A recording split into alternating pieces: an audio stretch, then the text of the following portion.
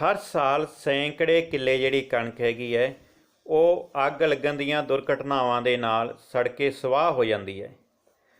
ਅਤੇ ਜਿਸ ਕਿਸਾਨ ਦੇ ਨਾਲ ਇਹ ਵਾਪਰਦੀ ਹੈ ਤਾਂ ਉਹ ਕਿਸਾਨ ਉਹੀ ਜਾਣਦਾ ਹੈ ਕਿ ਉਸ ਸਮੇਂ ਉਹਦੇ ਹਾਲਾਤ ਕੀ ਹੁੰਦੇ ਹੈ। ਭਾਵੇਂ ਕਿ ਕੁਝ ਵੀਰ ਆਰਥਿਕ ਮਦਦ ਕਰ ਦਿੰਦੇ ਹੈ, ਪਰੰਤੂ ਆਰਥਿਕ ਮਦਦ ਵੀ ਹਰ ਇੱਕ ਵਿਅਕਤੀ ਤੱਕ ਨਹੀਂ ਪਹੁੰਚਦੀ। ਪਰੰਤੂ ਇਹ ਵੀ ਬਹੁਤ ਔਖਾ ਹੁੰਦਾ ਹੈ ਕਿ ਇੱਕ ਦਾਤਾ ਦੂਸਰੇ ਦੇ ਅੱਗੇ ਹੱਥ ਫੈਲਾਏ। ਤਾਂ ਕੁਝ ਚੀਜ਼ਾਂ ਦਾ ਅਸੀਂ ਧਿਆਨ ਰੱਖਣਾ ਹੈ। ਅੱਗ ਕਿਉਂ ਫੈਲਦੀ ਹੈ ਇਹਦੇ ਕਈ ਪੁਆਇੰਟ ਮੈਂ ਗੱਲ ਕਰਾਂਗਾ। ਵੈਸੇ ਸਾਰੇ ਜਾਣਦੇ ਹਾਂ ਅਸੀਂ, ਪਰੰਤੂ ਇੱਕ ਵਾਰੀ ਯਾਦ ਕਰਾਉਣਾ ਜ਼ਰੂਰੀ ਹੁੰਦਾ ਤਾਂ ਕਿ ਯਾਦ ਆ ਸਕਣ। ਪਰੰਤੂ ਉਸ ਤੋਂ ਪਹਿਲਾਂ ਜਿਹੜੇ ਕੰਮ ਕਰਨੇ ਅਸੀਂ ਉਹਨਾਂ ਬਾਰੇ ਗੱਲ ਕਰਦਾ। ਕੁਲਦੀਪ ਸਿੰਘ ਸ਼ੇਰਗਿੱਲ ਮਰਖਾਈ ਵੱਲੋਂ ਸਾਰੇ ਕਿਸਾਨ ਸਾਥੀਆਂ ਨੂੰ ਸਤਿ ਸ਼੍ਰੀ ਅਕਾਲ। ਪਹਿਲੀ ਗੱਲ, ਇਹਨਾਂ ਦਿਨਾਂ ਦੇ ਵਿੱਚ ਅੱਗ ਲੱਗਣ ਦੀਆਂ ਜਿਹੜੀਆਂ ਦੁਰਘਟਨਾਵਾਂ ਹੈਗੀਆਂ ਜ਼ਿਆਦਾਤਰ ਜਿਹੜਾ ਹੈਗਾ ਸ਼ਾਮ ਦੇ ਟਾਈਮ ਵਾਪਰਦੀਆਂ। ਅਤੇ ਇੱਕ ਨੇਮ ਬਣਾ ਲਿਆ ਜਾਵੇ ਕਿ ਕੋਈ ਵੀ ਵਿਅਕਤੀ ਪਿੰਡ ਤੋਂ ਬਾਹਰ ਨਾ ਜਾਵੇ, ਰਿਸ਼ਤੇਦਾਰੀ ਦੇ ਵਿੱਚ ਰਾਤ ਨਾ ਰਵੇ, ਸ਼ਾਮ ਨੂੰ ਆਪਣੇ ਘਰ ਹੋਣਾ ਚਾਹੀਦਾ ਹੈ ਤਾਂ ਕਿ ਜੇਕਰ ਕਿਤੇ ਦੁਰਘਟਨਾ ਹੋ ਜਾਵੇ ਤਾਂ ਅਸੀਂ ਤਿਆਰ ਬਰ ਤਿਆਰ ਰਹੀਏ। ਦੂਸਰੀ ਸਭ ਤੋਂ ਅਹਿਮ ਗੱਲ, ਟਰੈਕਟਰ ਦੀ ਟੈਂਕੀ ਦੇ ਵਿੱਚ ਆਪਣੀ ਹੈਸੀਅਤ ਦੇ ਮੁਤਾਬਕ ਤੇਲ ਭਰ ਕੇ ਰੱਖੋ ਅਤੇ ਟਰੈਕਟਰ ਦੇ ਮਗਰ ਹਲ ਪਾ ਕੇ ਟਰੈਕਟਰ ਤਿਆਰ ਬਰ ਤਿਆਰ ਹੋਣਾ ਚਾਹੀਦਾ ਹੈ। ਤੀਸਰਾ, ਸਾਡੇ ਜਿਹੜੇ ਚਬੱਚੇ ਹੈਗੇ ਹੈ, ਚਬੱਚਿਆਂ ਦੇ ਵਿੱਚ ਪਾਣੀ ਭਰ ਕੇ ਰੱਖੋ। ਜੇਕਰ ਕੋਈ ਖਾਲ ਭਰ ਸਕਦੇ ਹੋ ਤਾਂ ਸ਼ਾਮ ਨੂੰ ਉਹ ਵੀ ਭਰ ਸਕਦੇ ਹੋ। ਜਿਹੜੇ ਸਾਡੇ ਕੋਲ ਸਪਰੇਅ ਵਾਲੇ ਵੱਡੇ ਪੰਪ ਹੈਗੇ ਹੈ, ਜਿਸ ਕਿਸਾਨ ਨੂੰ ਪ੍ਰਮਾਤਮਾ ਨੇ ਬਖਸ਼ਿਸ਼ ਕੀਤੇ ਹੈ, ਉਹ ਉਹਨਾਂ ਨੂੰ ਪਾਣੀ ਦੇ ਫੁੱਲ ਭਰ ਕੇ ਤਿਆਰ ਬਰ ਤਿਆਰ ਰੱਖੇ। ਇਸ ਦੇ ਨਾਲ ਲਗਭਗ ਹਰ ਇੱਕ ਪਿੰਡ ਦੇ ਵਿੱਚ ਇਹ ਵੱਡੀਆਂ ਟੈਂਕੀਆਂ ਜਿਹੜੀਆਂ ਹੈਗੀਆਂ ਪੰਚਾਇਤ ਨੂੰ ਦਿੱਤੀਆਂ ਹੋਈਆਂ ਪੰਜਾਬ ਸਰਕਾਰ ਵੱਲੋਂ, ਉਹਨਾਂ ਟੈਂਕੀਆਂ ਦੇ ਵਿੱਚ ਪਾਣੀ ਭਰਿਆ ਹੋਣਾ ਚਾਹੀਦਾ ਹੈ। ਅਤੇ ਹਰ ਇੱਕ ਵਿਅਕਤੀ ਦੇ ਫੋਨ ਦੇ ਵਿੱਚ ਪਿੰਡ ਦੇ ਗੁਰਦੁਆਰਾ ਸਾਹਿਬ ਦੇ ਪਾਠੀ ਸਿੰਘ ਦਾ ਨੰਬਰ ਹੋਣਾ ਚਾਹੀਦਾ ਹੈ। ਅਤੇ ਨਾਲ ਹੀ ਜਿਸ ਟਾਈਮ ਹਨੇਰੀ ਆਵੇ, ਕਿਉਂਕਿ ਦਿਨ ਹੈ ਅੱਗੇ 13-14 ਦੇ ਨੇੜੇ ਵੀ ਤੇਜ਼ ਹਵਾਵਾਂ ਚੱਲਣ ਦੀ ਸੰਭਾਵਨਾ, ਲਗਭਗ ਪੂਰਾ ਮਹੀਨਾ ਹੀ ਇਸ ਤਰ੍ਹਾਂ ਦੀ ਸੰਭਾਵਨਾ ਹੈ। ਉਸ ਦਿਨ ਹਨੇਰੀ ਤੋਂ ਡਰਦੇ ਅੰਦਰ ਵੜਨ ਦੀ ਬਜਾਏ ਖੇਤਾਂ ਵੱਲ ਨੂੰ ਧਿਆਨ ਰੱਖਣਾ ਪਏਗਾ ਕਿ ਜੇਕਰ ਕਿਤੇ ਕੋਈ ਦੁਰਘਟਨਾ ਹੁੰਦੀ ਹੈ ਤਾਂ ਤੁਰੰਤ ਉੱਥੇ ਪਹੁੰਚਿਆ ਜਾ ਸਕੇ। ਫਾਇਰ ਬ੍ਰਿਗੇਡ ਜਦੋਂ ਨੂੰ ਪਹੁੰਚਦੀ ਹੈ ਉਦੋਂ ਤੱਕ ਬਹੁਤ ਜ਼ਿਆਦਾ ਨੁਕਸਾਨ ਹੋ ਚੁੱਕਾ ਹੁੰਦਾ ਹੈ। ਇਸ ਕਰਕੇ ਆਪ ਦਾ ਕੰਮ ਆਪ ਹੀ ਕਰਨਾ ਹੈ। ਤਾਂ ਇਹ ਤਿਆਰੀਆਂ ਤਾਂ ਜੇ ਅੱਗ ਲੱਗਦੀ ਹੈ ਉਹਦੇ ਵਾਸਤੇ ਕਰਕੇ ਰੱਖਣੀਆਂ, ਇਹ ਤੁਹਾਡਾ ਮੁੱਢਲਾ ਫਰਜ਼ ਹੈ ਆਪਣੇ ਆਪ ਨੂੰ ਬਚਾਉਣ ਦੇ ਲਈ। ਹੁਣ ਰਹੀ ਗੱਲ ਕਿ ਅੱਗ ਲੱਗਦੀ ਕਿਉਂ ਹੈ। ਕਈ ਕਾਰਨ ਹੈ ਜਿਹਦੇ ਕਰਕੇ ਅੱਗ ਲੱਗਦੀ ਹੈ।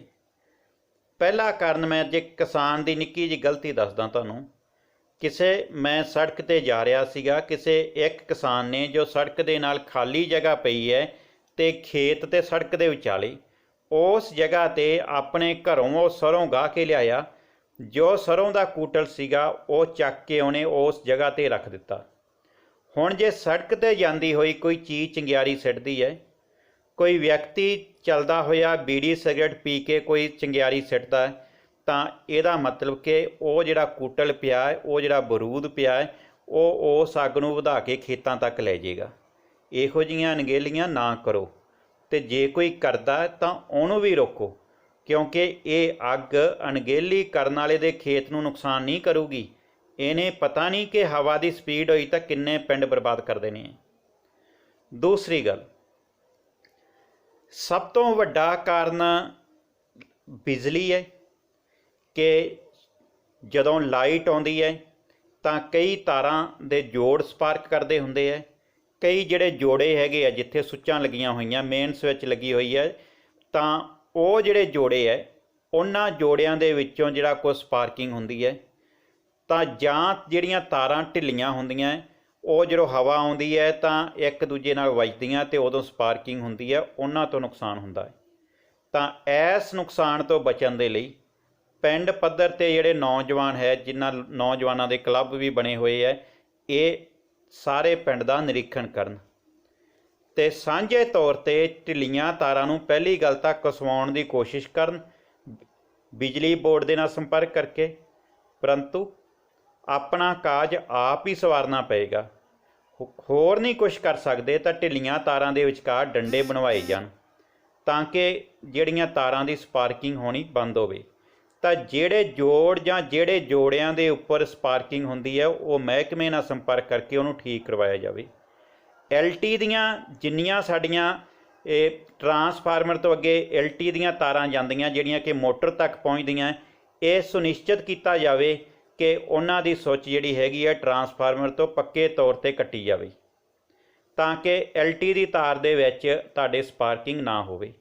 ਟਰਾਂਸਫਾਰਮਰ ਜਾਂ ਜਿੱਥੇ ਜੋੜਾ ਲੱਗਿਆ ਉਹਦੇ ਹੇਠੋਂ ਕਾਫੀ ਸਾਰੇ ਥਾਂ ਦੇ ਵਿੱਚੋਂ ਕਣਕ ਪਹਿਲਾਂ ਹੀ ਵੱਢ ਲਈ ਜਾਵੇ ਤੇ ਵੱਢ ਕੇ ਥਾਂ ਨੂੰ ਗੋੜ ਦਿਓ। ਜੇ ਹੋ ਸਕੇ ਤਾਂ ਸਵੇਰੇ ਸ਼ਾਮ ਉੱਥੇ ਪਾਣੀ ਵੀ ਡੋਲ ਦਿਆ ਕਰੋ ਤਾਂ ਕਿ ਥਾਂ ਗਿੱਲਾ ਰਵੇ। ਜੇ ਸਪਾਰਕ ਹੋਵੇ ਤਾਂ ਅੱਗੇ ਅੱਗ ਨਾ ਜਾਵੇ। ਇਸ ਤੋਂ ਅਗਲਾ ਸਭ ਤੋਂ ਵੱਡਾ ਜਿਹੜਾ ਕਾਰਨ ਹੈ ਅੱਗ ਲੱਗਣ ਦਾ ਉਹ ਇਹ ਬਣਦਾ ਹੈ ਕਿ ਸਾਡੇ ਕੰਬਾਈਨ ਜਾਂ ਟਰੈਕਟਰ ਇਹਦੀਆਂ ਜਿਹੜੀਆਂ ਬੈਟਰੀਆਂ ਹੈ ਉਹਦੀ ਤਾਰ ਢਿੱਲੀ ਹੋਣਾ, ਕੋਈ ਜੋੜ ਢਿੱਲਾ ਹੋਣਾ। ਤਾਂ ਇਹ ਸੁਨਿਸ਼ਚਿਤ ਕਰੋ ਕਿ ਸਾਰੇ ਜੋੜ ਕਸੇ ਹੋਣੇ ਚਾਹੀਦੇ ਹੈ ਤੇ ਜੋੜਾਂ ਦੇ ਉੱਤੇ ਚੰਗੇ ਤਰੀਕੇ ਨਾਲ ਟੇਪ ਲਪੇਟੀ ਹੋਣੀ ਚਾਹੀਦੀ ਹੈ। ਹੁਣ ਕਈ ਮੇਰੇ ਵੀਰ ਇਹ ਕਹਿੰਦੇ ਯਾਰ ਬੈਟਰੀ ਅਸੀਂ ਕਣਕ ਵੱਢ ਕੇ ਬਦਲਾਵਾਂਗੇ, ਓਨੀ ਦੋ ਦੇਰ ਆਪਾਂ ਜਿਹੜਾ ਹੈਗਾ ਉਹ ਪੇਚਕਸ ਜਾਂ ਲਾ ਕੇ ਟਰੈਕਟਰ ਸਟਾਰਟ ਕਰ ਲਈਦਾ ਹੈ। ਤਾਂ ਇਹ ਵੀ ਧਿਆਨ ਰੱਖੋ ਕਿ ਉਸ ਸਮੇਂ ਬਹੁਤ ਸਾਰੇ ਚੰਗਿਆੜੇ ਨਿਕਲਦੇ ਆ ਜਿਹੜੇ ਕਿ ਕਣਕ ਦੇ ਵਿੱਚ ਅੱਗ ਲੱਗਣ ਦਾ ਪ੍ਰਮੁੱਖ ਕਾਰਨ ਬਣਦੇ ਆ।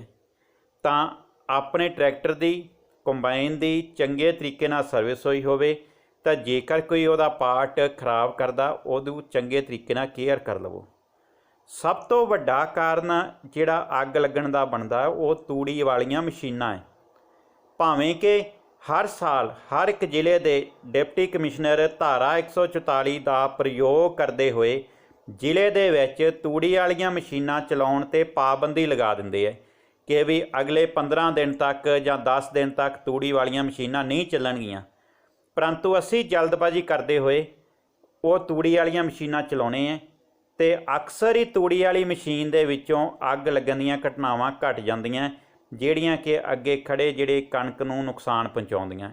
ਇਸ ਕਰਕੇ ਪਿੰਡ ਪੱਧਰ 'ਤੇ ਹੀ ਇਸ ਚੀਜ਼ ਦੇ ਉੱਪਰ ਆਪਣਾ ਜਿਹੜਾ ਹੈਗਾ ਬੈਠ ਕੇ ਸਲਾਹ ਕਰਕੇ ਇਹ ਗੱਲ ਸੁਨਿਸ਼ਚਿਤ ਕਰ ਲਈ ਜਾਵੇ ਕਿ ਜਿੰਨੀ ਦੇਰ ਤੱਕ ਜ਼ਿਆਦਾਤਰ ਰਕਬਾ ਨਹੀਂ ਵੱਢਿਆ ਜਾਂਦਾ ਓਨੀ ਦੇਰ ਤੱਕ ਤੂੜੀ ਵਾਲੀਆਂ ਮਸ਼ੀਨਾਂ ਨਹੀਂ ਚਲਾਈਆਂ ਜਾਣਗੀਆਂ ਤਾਂ ਕਿ ਇਹ ਜਿਹੜੀਆਂ ਦੁਰਘਟਨਾਵਾਂ ਹੁੰਦੀਆਂ ਇਹਨਾਂ ਤੋਂ ਬਚਿਆ ਜਾ ਸਕੇ। ਵੱਡਾ ਕਾਰਨ ਜਿਹੜੀ ਨਸ਼ੇ ਦੀ ਲੱਤ ਲੱਗੀ ਹੋਈ ਹੈ ਪੰਜਾਬ ਨੂੰ ਉਹ ਕਿਉਂਕਿ ਬਹੁਤ ਸਾਰੇ ਵੀਰ ਜਿਹੜੇ ਇਸ ਪਾਸੇ ਗਏ ਹੈ ਸੁੱਖਾ ਮਲਦੇ ਹੈ ਮੁੜ ਕੇ ਮੋਟਰਾਂ ਦੇ ਉੱਤੇ ਟਿੱਬਿਆਂ ਦੇ ਉੱਪਰ ਸੜਕਾਂ ਦੇ ਕਿਨਾਰੇ ਉਹਨੂੰ ਬੀੜੀਆਂ ਦੇ ਭਰ ਕੇ ਪੀਂਦੇ ਹੈ। ਕਈ ਸਮੈਕੀਏ ਵੀਰ ਜਿਹੜਾ ਹੈਗਾ ਸਮੈਕ ਪੀਂਦੇ ਹੈ। ਤਾਂ ਉਸ ਸਮੇਂ ਉਹਨਾਂ ਤੋਂ ਵੀ ਜਿਹੜੀ ਹੈਗੀ ਹੈ ਚੰਗਿਆੜੀ ਅੱਗੇ ਵੱਧ ਕੇ ਖੇਤਾਂ ਦਾ ਨੁਕਸਾਨ ਕਰ ਸਕਦੀ ਹੈ।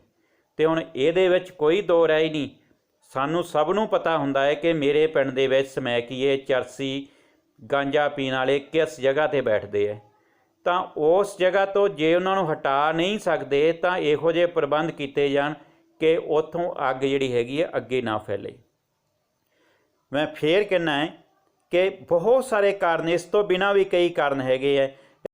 ਜਿਵੇਂ ਕਿ ਅਸੀਂ ਚੁੱਲ੍ਹੇ ਦੇ ਵਿੱਚ ਖਾਣਾ ਬਣਾਉਣੇ ਹੈ ਤੇ ਚੁੱਲ੍ਹੇ ਦੇ ਵਿੱਚ ਖਾਣਾ ਬਣਾਉਣੇ ਹੋ ਤਾਂ ਖਾਣਾ ਬਣਾ ਕੇ ਨਾਲ ਦੀ ਨਾਲ ਪਾਣੀ ਪਾ ਕੇ ਅੱਗ ਨੂੰ ਬੁਝਾਓ। ਇਹ ਕਿਸ ਤਰੀਕੇ ਦੀ ਇੱਕਦਮ ਅਚਾਨਕ ਹਵਾ ਆਉਂਦੀ ਹੈ ਕਿ ਚੁੱਲ੍ਹੇ ਦੇ ਵਿੱਚੋਂ ਜਿਹੜੇ ਅੰਗਿਆਰੇ ਹੁੰਦੇ ਆ ਉੱਠ ਕੇ ਜਿਹੜਾ ਹੈਗਾ ਖੇਤਾਂ ਵਿੱਚ ਜਾਂਦੇ ਹੈ। ਕਈ ਵਾਰੀ ਜਿਹੜਾ ਹੈਗਾ ਗਰਮ ਸਵਾਹ ਜਿਹੜੀ ਰੂੜੀ ਦੇ ਉੱਤੇ ਸੁੱਟ ਦਿੱਤੀ ਜਾਂਦੀ ਹੈ ਤੇ ਇਹਨਾਂ ਦਿਨਾਂ ਦੇ ਵਿੱਚ ਉਹ ਧੁਖਦੀ ਸ਼ਾਮ ਤੱਕ ਇੱਕ ਭਿਆਨਕ ਅੱਗ ਦਾ ਰੂਪ ਲੈ ਲੈਂਦੀ ਹੈ। ਤਾਂ ਇਸ ਚੀਜ਼ ਦੇ ਉੱਪਰ ਵੀ ਧਿਆਨ ਰੱਖਿਆ ਜਾਵੇ ਕਿ ਅੱਗ ਜੇਕਰ ਚੁੱਲ੍ਹੇ ਦੇ ਵਿੱਚ ਬਾਲੀ ਹੈ ਤਾਂ ਉਸ ਅੱਗ ਨੂੰ ਨਾਲ ਦੀ ਨਾਲ ਬੁਝਾ ਦਿੱਤਾ ਜਾਵੇ।